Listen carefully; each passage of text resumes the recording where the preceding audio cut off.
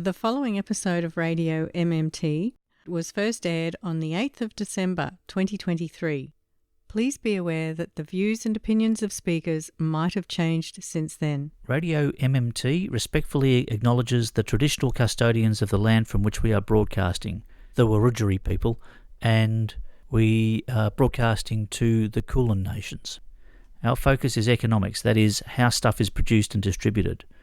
We recognise that for many tens of thousands of years, First Nations people's connection to country successfully embodied the world's oldest continuous economy, which was catastrophically disrupted by genocide and displacement.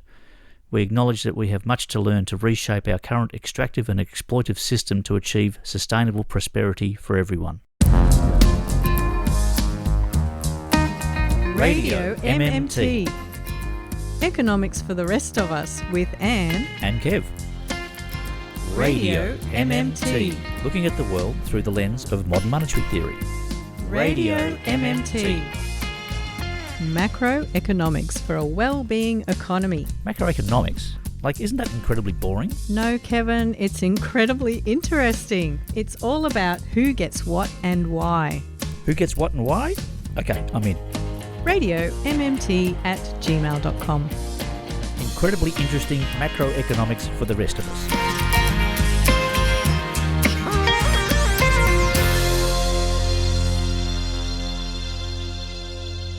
Welcome to Radio MMT. Anne, how are you doing today? Hey, Kevin, and hello to our lovely listener. I'm imagining you as Larry or Larissa, or perhaps you're both or neither. Or an in-betweener. Well, today, Kevin, I'm so pleased to have a chance to speak with Danny Roberts. Welcome to Radio MMT, Danny. Pleasure to be here. Now, Kev and I have met you through a course that is being run by the folk at Modern Money Lab at Torrens University. So that's economist Steven Hail and his crew. It's great having you and Kevin on our course doing the modern money subject. Associate Professor Steven Hail, an economist at Modern Money Lab, bringing ecological economics and modern monetary theory to the masses. And Kevin, you and I are part of the masses, I think. Yeah. And they run a series of courses called Graduate Studies in the Economics of Sustainability. And Kev and I are doing one of the subjects called Foundations of Real-World Economics. And that's where we met you, Danny, on Zoom, when we're meeting people from all over the world because it is an online course. So Danny, tell us about how you came to be doing this course and even how you came to be interested in modern monetary theory. Yeah, so, in high school and college, I didn't take any economics classes. The earliest I ever remember knowing what the content of an economics class was in high school. So I would kind of hear things and I'd be like, that sounds totally made up. That can't possibly, they're just kind of these stories. And I was like, I guess that's what economics is. It's a bunch of just so stories. And I figured it's probably just because it's a high school class. I also graduated college a couple of years after the financial crisis. I had some questions in the back of my head, like a lot of people. And then I think it was really during the pandemic that I picked up Debt by David Graeber, and shortly after that I read The Deficit Myth by Stephanie Kelton. I think that book is, the one that draws a lot of people in. So I think of Stephanie Kelton's book as the gateway drug into MMT. Yeah. It really was. And, that book for me had that hook where I was like, okay, I'm going to read this, but some of this can't possibly be true. You kind of I need more. I need more to see if this is right. Mm-hmm. I don't know. After that, I just was reading lots of articles by various MMTers, and kind of for the last 3 years, I've just been consuming various things. So after you'd done this reading and the watching of YouTubes, which many of us are very familiar with. So last year I went to the Levy Institute Summer Seminar, which is at the Levy Institute at Bard College. Mm. Yeah, this was at a university in rural New York. It was beautiful. It was 10 days of lectures by, dare I say, dozens. Yeah, economists, a lot of the key MMT people. I got to personally, meet and hear people talk. Stephanie Kelton, Pavlina Cherneva, Alka Boob, Matt Forstetter, Randy Ray. It was really cool to recognize everyone's voices, from all the YouTubes. Yeah. Yeah, I've been enjoying it a lot, but I was kind of running out of things to do, things to read. And so, my wife also noticed that I was spending a lot of time doing this, and she was like, "Hey, if you're going to be reading this much, like, hey, you might as well get some credit for it and have it be a little more directed." So that's how I came across this program at Torrens, and so far I'm enjoying it a lot. So before you got into this economics, what was your primary focus? Oh, so I'm a software engineer. Software for international development, specifically global public health, community health systems. And through that, I got interested in just sort of the general topic of global inequality. And so I think, that also ties into my interest in economics. Mm-hmm. I do like understanding how systems work, but also... We've heard that from more than one person. Yeah. And that MMT is a much better description of the economic system than mainstream economics. Yeah, well, I have never taken mainstream economics. From what I've read about it, I'm usually not super impressed. Neoclassical economics has its roots in different versions of a model called general equilibrium, which was originally explained in the 1870s by somebody called Leon Walras. And that was a pure barter model. Associate Professor Steven Hail. So there is an incoherence about the neoclassical philosophy of economic inquiry. You're listening to 3CR 855 AM on digital and on the internet. www.3cr.org.au. Something that we've been learning about together in the course is this set of ideas that we call the barter myth. And of course, MMT is great at exposing all these ideas as myths. So as we mentioned, Stephanie Kelton put out a very popular book called The Deficit Myth. But the barter myth doesn't get quite as much airplay. So I thought it'd be quite an interesting one. Most people believe that there was a pre-existing barter system and money somehow developed in the private sector out of that pre-existing barter system. Associate Professor Steven Hail. Basically, that's the story most people have in their heads about money. Mainstream economics is rotten to the core, and at the core of mainstream economics, we are discovering that there sits this thing called the barter myth. And just to show how the barter myth is still alive and well, I'll read a quote which I found in an Australian newspaper, The Age. It was published on July 29, 2022, and it was written by Jessica Irvine. Her article was titled, "Inflation, Huh? Your Ultimate Dinner Party Survival Guide to the Economy." And this is what Jessica wrote. Back in the day, people lived relatively quiet lives, consuming only the limited goods and services they could provide themselves. Then they figured out what a great idea it was to head into the nearest town and swap one of their pigs for a cow, or perhaps a haircut. Enterprising people sprang up to build businesses to specialise in producing one or a handful of products and services.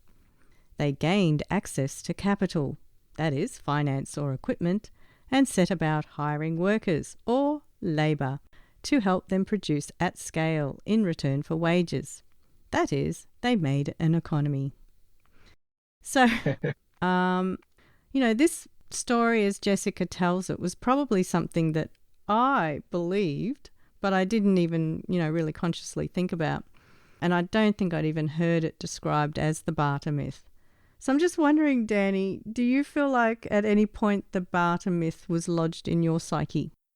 Yeah, I don't know if anyone can grow up, to be 30 years old without having ever heard some version of the barter myth.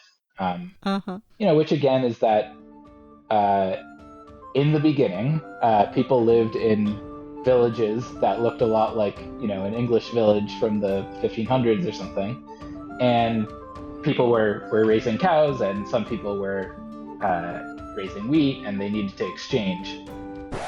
I mean, already right there, it doesn't really make sense. Why would someone be full-time producing wheat for exchange when there was no market yet to buy wheat, right? Well, I think when someone hears it, it's told in such a way that it's not supposed to matter whether it happened or not, just that it's sort of a good story that then you'll understand something fundamental about money, that it arose to facilitate these exchanges of cows and wheat or something. As a realistic description, it never made sense to me, but I figured there was some reason people told it. I didn't think someone was telling me about how history works, but maybe they were. I didn't think a whole lot about it. But, I have talked to people who they thought that they had learned in their, Masters of Finance class or something, that was actually how money came about. That actually described, how Native Americans did trade with each other, or how prehistoric England or something, how everyone sort of simultaneously invented money together, right? Not that it was just a good mental model to have in your head. The myth that thousands of years ago we lived in communities where there was already a high degree of specialization in terms of what we produced, and we all trade with each other, and hundreds of other people trade with each other by swapping goods for goods, and we have to have an exchange rate between apples and loaves of bread and anything else that people might be trading. Steven Hail?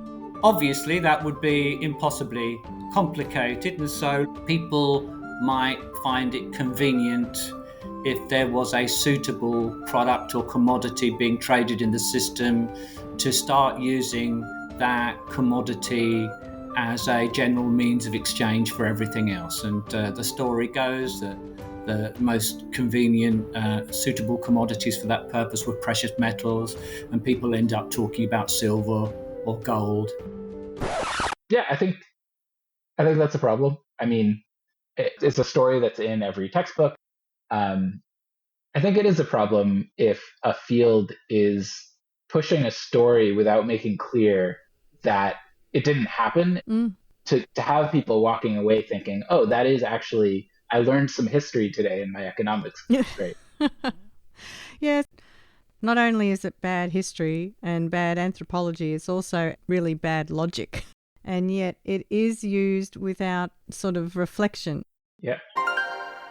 This myth is still taught in the first week of economics courses everywhere in the world, in schools and universities, and people carry it around in their heads right the way across their lives. And even if they come to understand that it's not realistic, they're still influenced by it. You might have heard about the Community Radio Plus app, but it's only when you start using it that you'll wonder how you lived without it.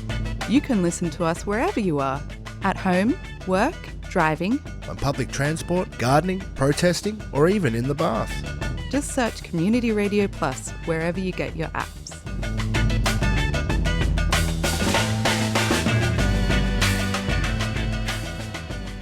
The barter story, or this barter myth, gets used to tell us about how money arose and why it arose. Yeah, so the story of the barter myth, the reason it's so central to, I guess, neoclassical economics is that it's a story about how money arose as an essentially private thing.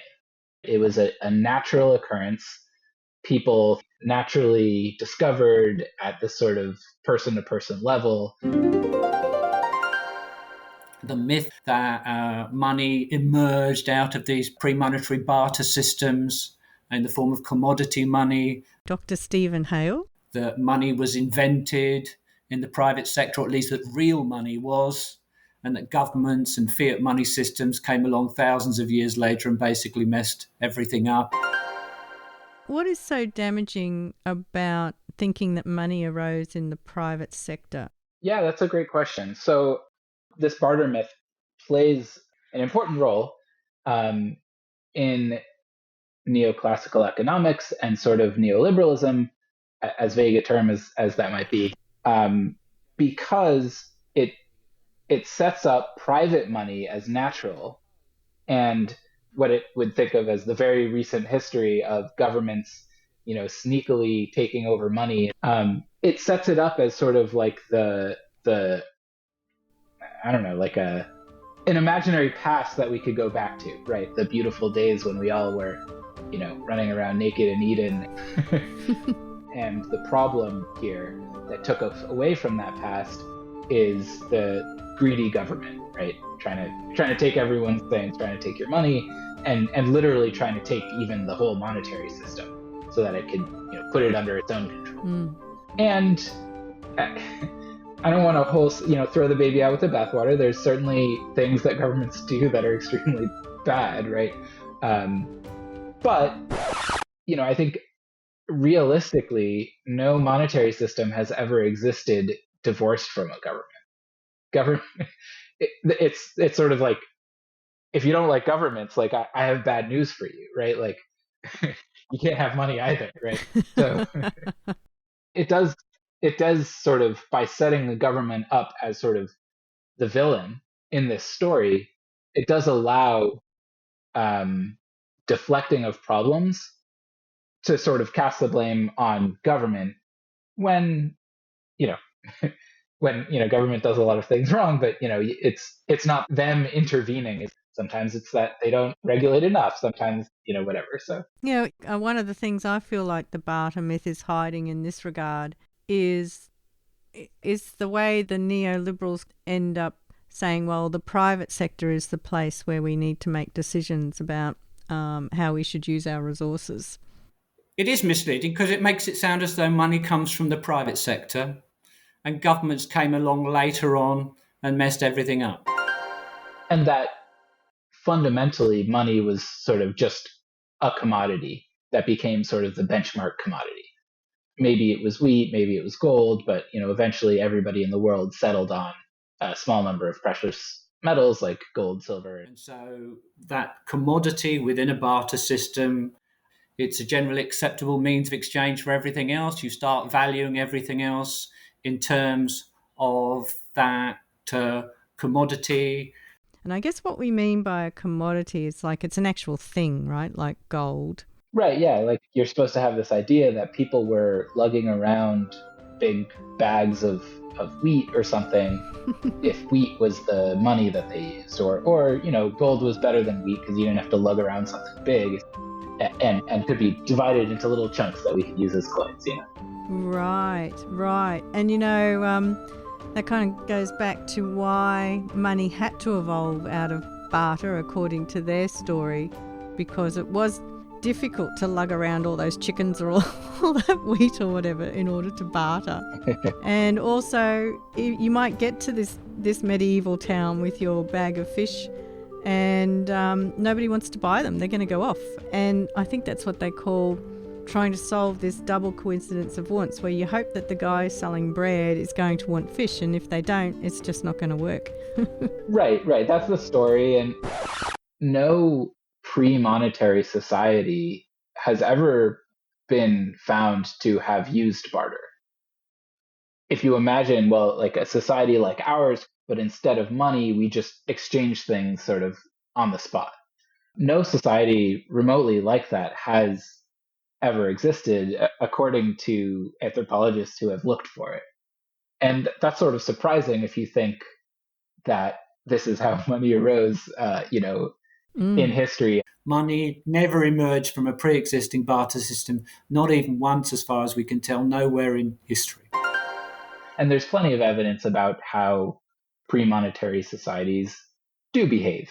And it's just sort of nothing like what you would recognize as an exchange society. Yeah, are you old enough to know of the Flintstones cartoon? Maybe just old enough, yeah. That was this cartoon which was set in this supposedly Stone Age society, and it was about these families in the Stone Age. And one of the things they would do is they had these cars with little stone wheels, and they were like a kid's car where your feet were sticking out at the bottom and you were running around in these cars. And I'm bringing this up because there is a great article that's in a Substack by Brett Scott, and I'll put a link to it in the show notes, and I highly recommend people subscribe to that Substack. And he wrote an article called How to Write a Flintstones History of Money. And what he says is that the way the barter myth is telling the history of money is kind of like the Flintstones cartoon. And they're doing it using what he calls a presentist history. So what you do is you start in the present with what we have now, and then you project back onto the past that they're halfway to the present and that they're trying to get from the past into what we have now. So you've got these cars that don't have combustion engines yet and don't have, they don't have fossil fuel yet, but they've got the cars and they're just waiting for that all to happen. And so in the same way, you've got people bartering or exchanging goods and they're just waiting for money to happen. That's a great analogy. Yeah, and so what that says to me is that like using the barter myth in economics is like using the Flintstones in archaeology. Well, if you listen to 3 say, oh, clap your hands. If you listen to 3 say, oh, clap your hands. If you listen to 3 say, oh, I sure know where you are. If you listen to 3 say, oh, clap your hands. If you listen to 3 say, oh, clap your hands. If you listen to 3 say, oh, clap your hands. Well, check out the happening vibe. They're gonna ring up and subscribe. If you listen to 3 say, oh, flap your ears. What? Who the hell is that? Flap your ears. What you talking about? I ain't no elephant. Get out of here. This is handmade radio.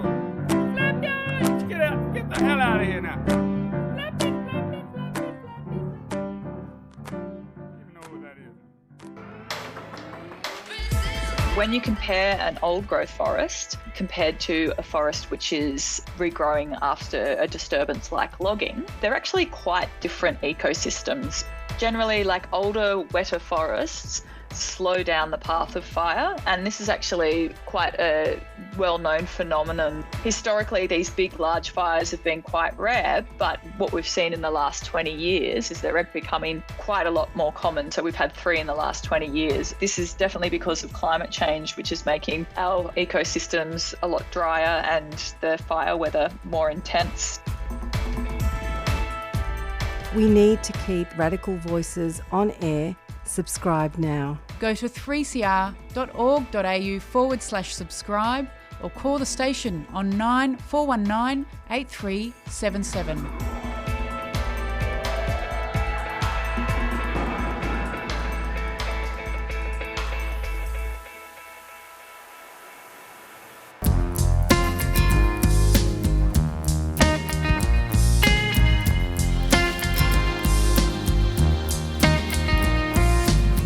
You're with Anne and Kev on Radio MMT.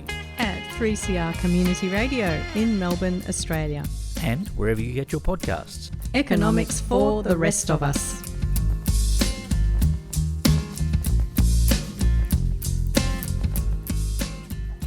Danny Roberts. My understanding is that neoclassical economics largely models money as a commodity and not as a system of accounting debts. That's a great contrast between the 2 points of view. The MMT point of view, which does talk about money, that it did arise out of ancient kinds of accounting systems where they didn't think of the accounting as money. They were simply trying to keep track of something like, say, an obligation that someone might have either to an authority or to each other through, the things that can go wrong in society. If you accidentally poke out your neighbour's eye, you might owe them something. So that accounting story is just such a contrast to this commodity story. Money, or at least currencies anyway, emerged out of public accounting and systems of taxation and tributes introduced by the earliest forms of governmental institutions. The original function of a currency was as a unit of value, not as a thing, as whatever unit of value your tax liabilities were measured in terms of. Associate Professor Steven Hail. Money in this sense goes back at least 5,000 years, as we're told in David Graeber's book, Debt, the First 5,000 Years. Mm-hmm.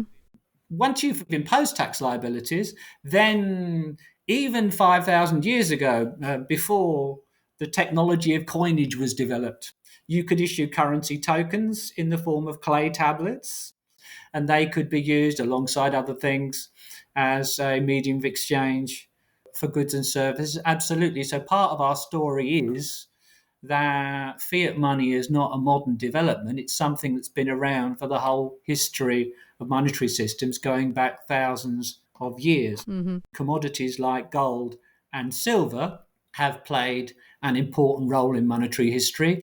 David Graeber's book explains that's come into and out of fashion. They've become more important during periods of globalization and empires and colonization. Mm-hmm. And the world moving away from a link between fiat money and gold, which happened in 1971 when the US dollar finally went off the modern version of the gold standard. It's not the first time that monetary systems around the world moved away from commodities.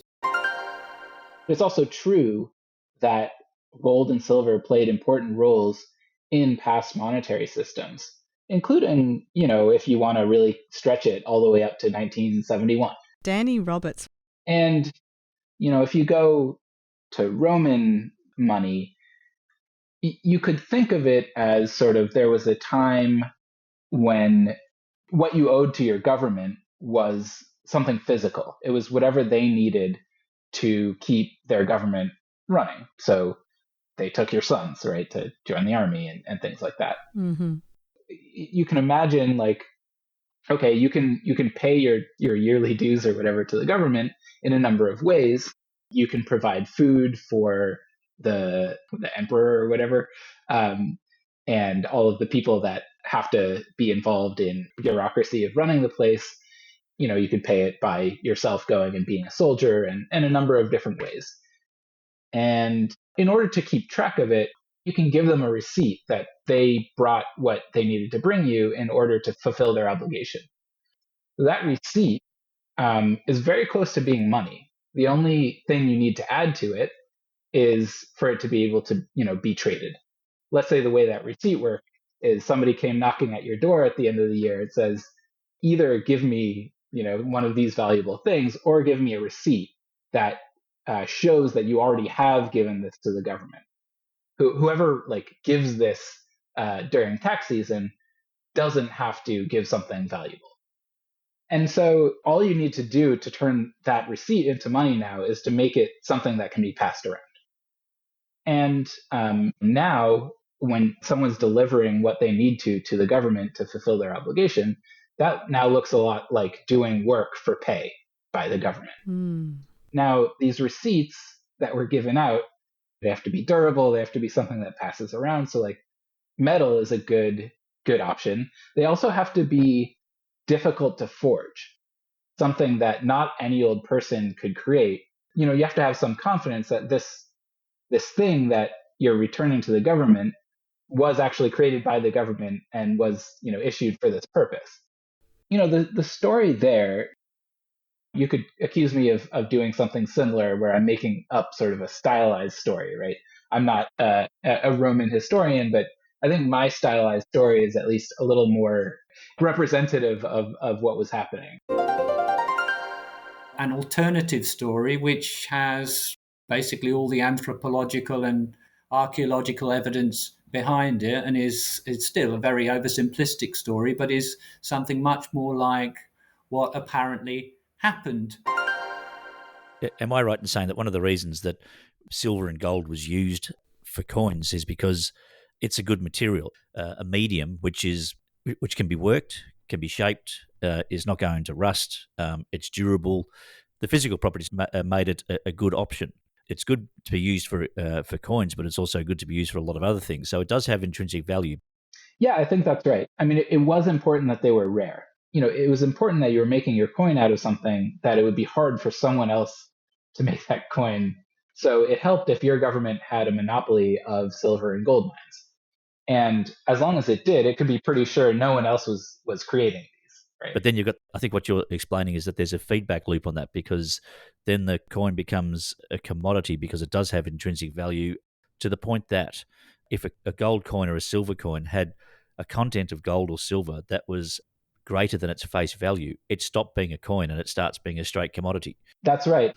And I guess the point we're making is that that the coin is representing something. It was a receipt for an accounting system. Yeah, that's right. I'm James Juniper. I'm an economist at the University of Newcastle, and you're listening to Radio 3 CR.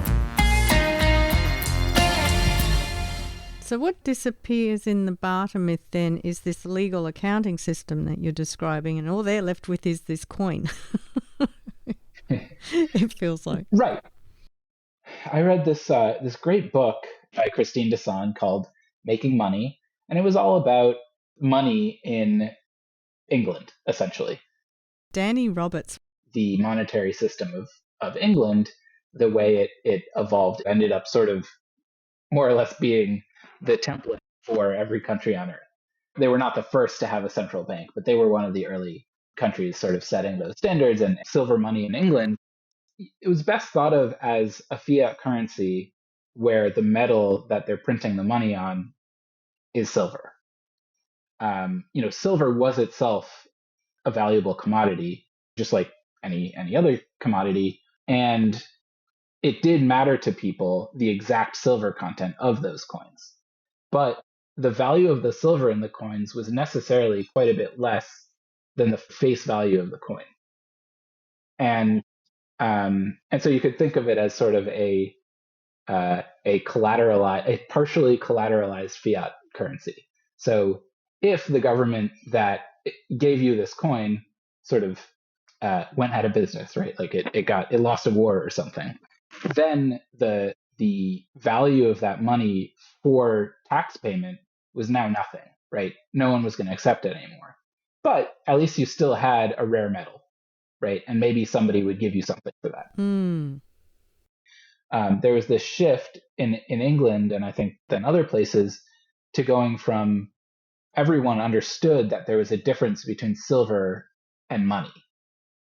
That money was made out of silver, and silver was something that was valuable in itself because you could sell it to France or whatever. But it went from being that to people thinking, philosophers like John Locke, the only thing that gives that money its value is its metal content. Mm.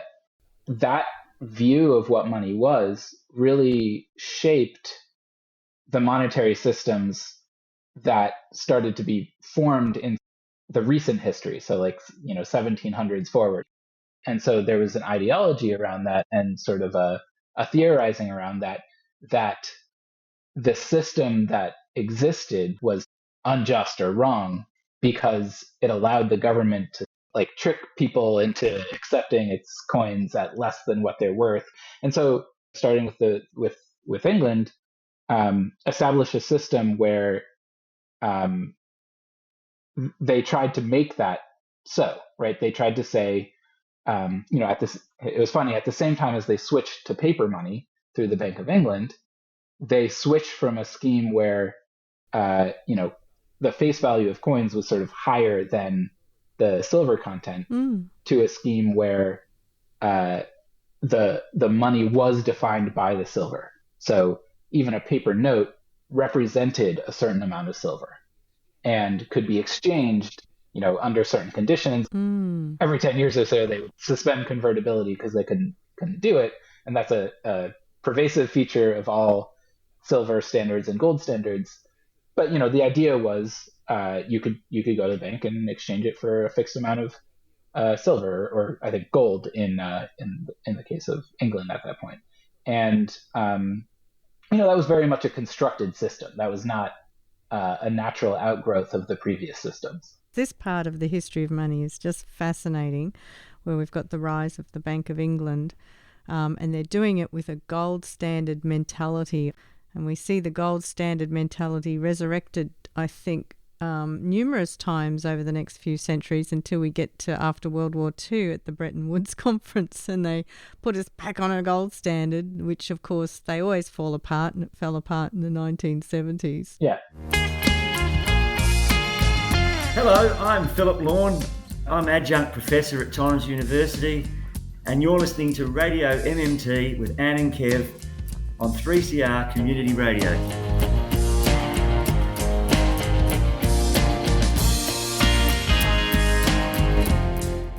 So, Stephen, are we saying that mainstream economists are making economic models of something that does not exist and has never existed? Well, yes, I suppose we are really, in that modern macroeconomic models have at least some of their roots in something called the general equilibrium model. Associate Professor Steven Hail, an economist at Modern Money Lab, which in its most sophisticated form, theoretically and mathematically, was developed by two mathematical economists called Arrow and De Breuer in the 1950s. And within their model, and De Breuer made it clear that there was no role for money in the model at all. It was a pure barter model.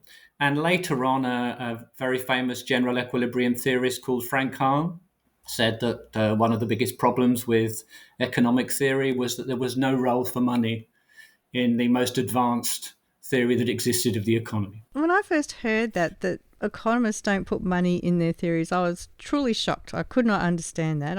I felt like it was like surgeons not being interested in blood or something. Well, in modern macroeconomic models, they have something called money. They even now, since the global financial crisis, they have banks and financial markets. But the trouble is that they can never introduce anything which is at all realistic. Mm-hmm. Obviously, money exists in real life. Obviously, there's a stock market in real life. Banks actually exist. So they have to put these things into models if they're going to use them to try and forecast events in a real economy or simulate policy options. But they cannot put these institutions into their model in a realistic way because the model has no role for them. And actually, when you include money and banking in a general equilibrium model, the mathematical equilibrium which results is unaffected by having put money and banking in the first place. Mm. Something like the 2008 global financial crisis could never happen because their models don't have realistic money and finance in them, because they still have their roots in that original barter system where money was something you added to the system, was not something essential to it. Mm. It's only since the global financial crisis that the Reserve Bank's general equilibrium model of the economy that they use for forecasting the consequences of policy decisions like changes in interest rates has had banks in it. 20 years ago, the RBA's main model of the economy didn't have banks in. There's a deep irony there somewhere. After the GFC, the then governor of the Reserve Bank said, as far as I'm aware, nobody predicted this happening. Actually, everybody predicted it was going to happen who had the right model of money.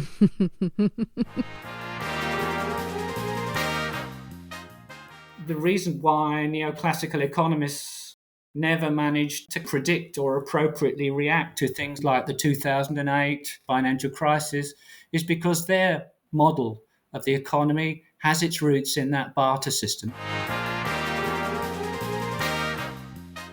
And I guess I'm still trying to get my head around what kind of a discipline would even begin with an assumption that they know is wrong. Well, then you're going back to the philosophy of economic inquiry. Okay. Milton Friedman, of course, is one of the most famous neoclassical economists in history. He wrote an essay in the 1950s which sort of codified the neoclassical approach to realism. In that essay, which was called Positive Economics, he argued that the realism of the assumptions on which you base your model don't matter. Wow. And indeed, he went further than that. he said that in general, models with more unrealistic assumptions are more useful. You just need to look at whether the predictions of the model are useful. He just overturned the Enlightenment. Well, the view of the scientific method that came out of the Enlightenment was that if you're going to explain facets of the natural world through models and theories, then you need those theories to generate testable predictions, and then you need to test them. And Milton Friedman would agree with that. Okay. But he'd take it one step further. He'd say, if we just need to test the predictions of our model, we don't need to worry about the assumptions on which the model is based. It doesn't matter whether they're realistic or not. You just test the predictions. The problem with that, of course, is that when the model completely blows up, as in 2008, they just sweep these things under the carpet and carry on regardless. The barter myth takes mainstream economics into some very strange places. We do hear about them all the time in the mainstream media. So these ideas have a life, and they have a life that affects all of us.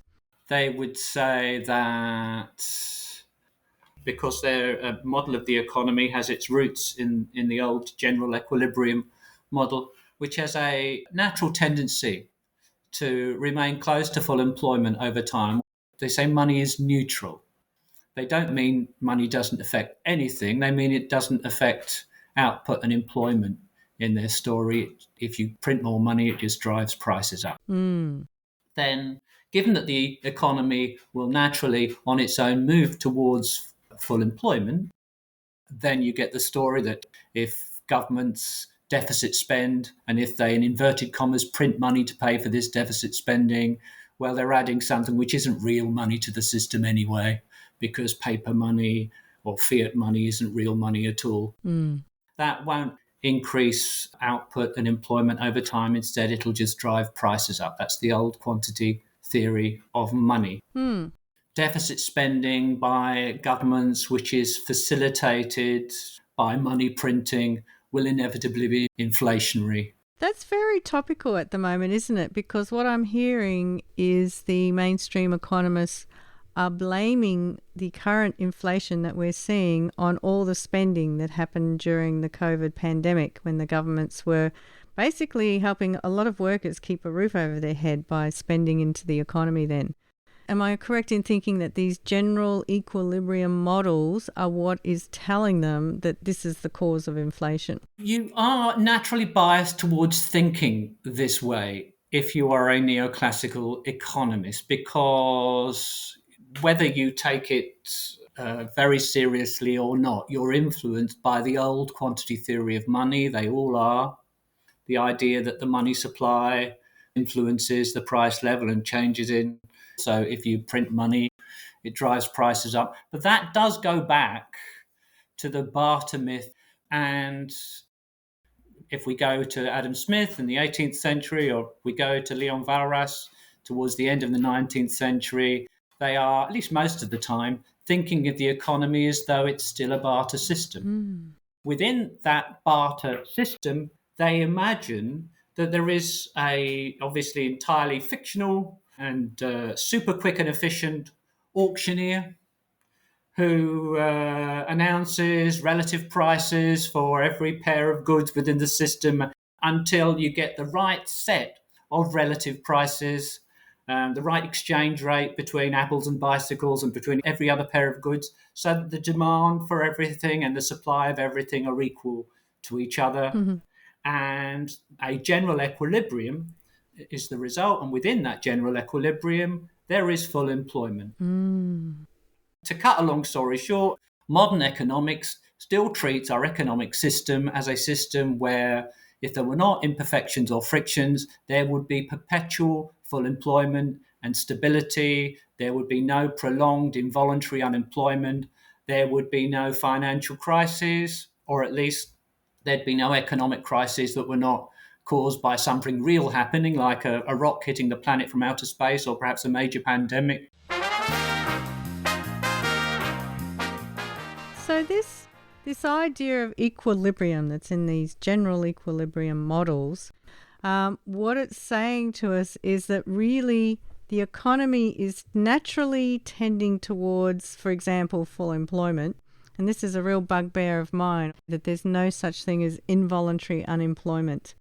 So we got to this idea that everyone who wants paid work has got paid work because we're assuming that there's this equilibrium, and we're assuming that because buried underneath that is this barter myth that is still being used in the assumptions. Or at least that you would get to a situation where there was no involuntary unemployment if you just got rid of frictions. And including in those frictions would be minimum wage laws and even the payment of job seeker allowance or unemployment benefit. If you just get rid of all those things, if the price of something was too high and that something might be labour, then the price would fall and that would create more demand for it and less supply until demand equals supply. If you take this to its logical extreme, what we need to do then is you need to smash trade unions, get rid of minimum wage laws, and abolish unemployment pay. Then there'd be no involuntary unemployment because wages would fall to whatever level was necessary in order for there to be full employment. Essential to have this view of the world is to have the story of the emergence of money and the nature of money wrong in the first place. So it does go back to the barter myth.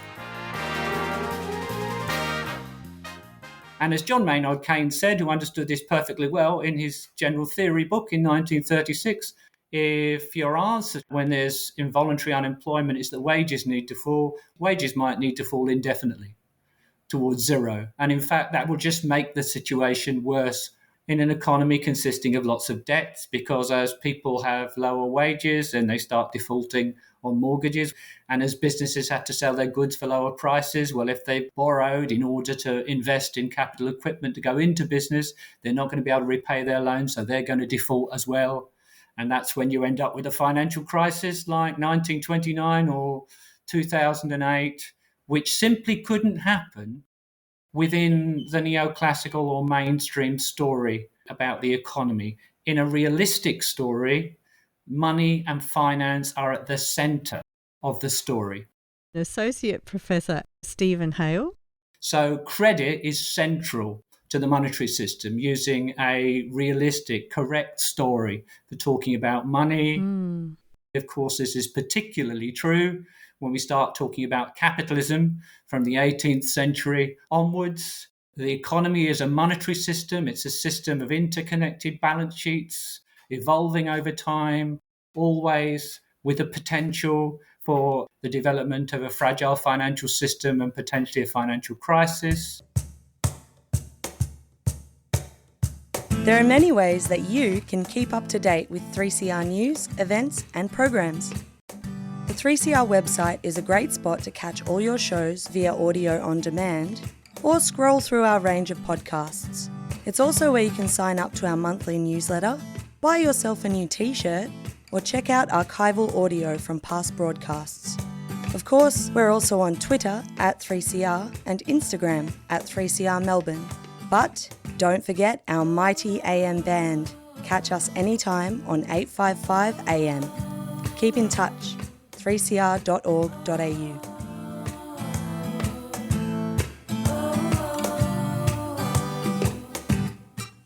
When we're talking about barter as a myth, we're not saying that barter doesn't exist or never existed. What we're saying is that entire economies have never been based on barter. Is that correct? So there have always been barter transactions, yes, and there still are. There were barter transactions before the development of what we might regard as modern monetary systems 5,000 years ago. There were even primitive currencies in what we regard as pre-monetary systems, but they weren't currencies the way we understand currencies today.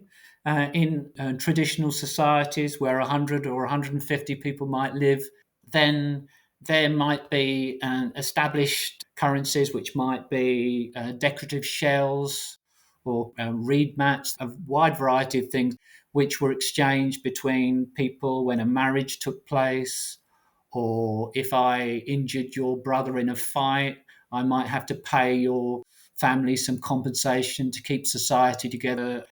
We might also barter as part of a ceremonial meeting with local groups as an alternative for fighting. Mm. But in terms of the necessities of life which we consume, food in particular, that was shared within the community. We didn't trade for that. Mm-hmm. There wasn't really an exchange economy.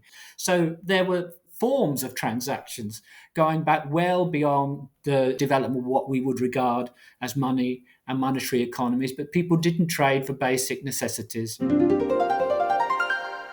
Yes, we recognise that barter does exist, and it actually has existed in history, but when it was being used in various other cultures and historical times, it had a different role from money.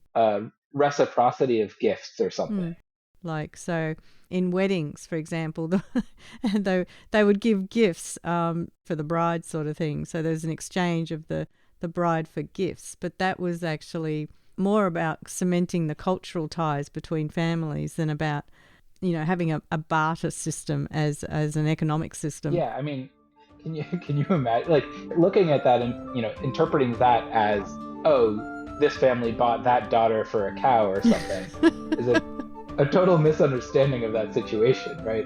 I mean, this family is sending off, let's say, their daughter to live with another family, their daughter who they love, and you have to look at it from very sort of outside eyes to think of that as barter at all. Well, there have always been barter transactions, but barter plays no role in the history of currencies. To say that there's no such thing as a barter system, I actually engage in a barter system quite often. Working as a handyman, I will exchange... Well, you don't really, because it's not a system. It doesn't encompass all your needs and all the things that you trade for. When I use the term barter system, I mean that the great majority, if not all, transactions are facilitated through barter. That's what I mean. No such thing has ever existed. So there is barter, but there's not a barter system. Yeah, we're not saying there's not ever been such a thing as barter. There've always been barter transactions. There has never been anything that you could regard as an exchange economy where the great majority of things and basic necessities are traded by people who specialise in doing a narrow range of tasks and engaging in exchange to meet most of their needs based on barter. It's never existed. So barter is a personalised thing between an entity or two. It can't really expand much past that because it would be too complicated. Absolutely. And it was never the case that there was a high degree of specialisation within those societies where people bartered for most of the things that they consumed. So if we regard such a system as an exchange economy, there has never been an exchange economy based on barter, as far as we can tell. People say barter never existed and that barter is a myth. Barter does exist. I'll do it myself. If I'm do a job for somebody, I might exchange my services for something which isn't money. That's a barter. It's a swap. It's a trade. Yes, sometimes people barter, but only people who have previously had the experience of using money. What people do in their head when they barter is they think, well, how much money does that cost? And how much money is what I'm giving you cost? And are they close enough to just make it not worth it to, make this more complicated? Mm-hmm. Or, like you hear stories about like in a prison, people using cigarettes. But like what they're trying to do is recreate a system that they recognize from their life outside. Yeah. I might exchange tasks for somebody that need doing around the house in exchange for board. I'm going to stay here for a while. I'll fix a few things. You put me up. But you don't do that at the supermarket. No, I know. But quite often you could have a barter arrangement to avoid paying tax. And I think the tax implication there, it kind of highlights the fact that the two systems are very different. But people will take payment in cash to avoid paying tax, Kevin. Yeah, or you can try barter as well. A barter transaction is less likely to come to the attention of the authorities. Sure. But at least some transactions which are technically barter would be included by the Australian Tax Office in your taxable income, and you would then have to obtain Australian dollars in order to pay your taxes. Yes, indeed. For example, if you engage in transactions involving cryptocurrencies, they are technically barter transactions. Technically, that should be part of your taxable income. You would need to get the genuine currency, the Australian dollar, in order to pay your taxes. And as we know, it's tax liabilities that create a demand for the national currency in the first place. Now, as it was 5,000 years ago. Yeah. Excellent. Well, thanks for your time, Steve. Much appreciated. Thank you very much once again for coming on to Radio MMT. Well, thank you very much for having me. So, Danny, thanks so much for your time today. Oh, I enjoyed the opportunity. Thanks, Danny.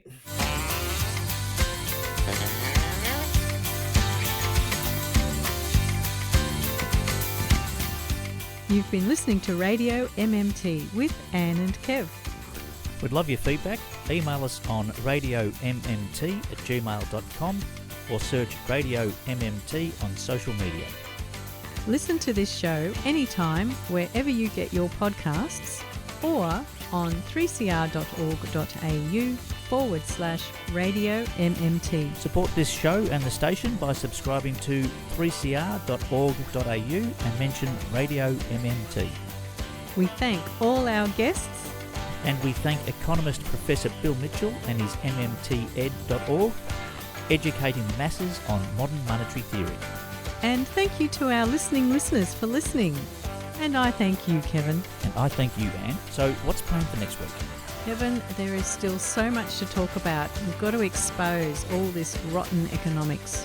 Well, no, that's good, and I get it. Do you reckon we could use a bit more music?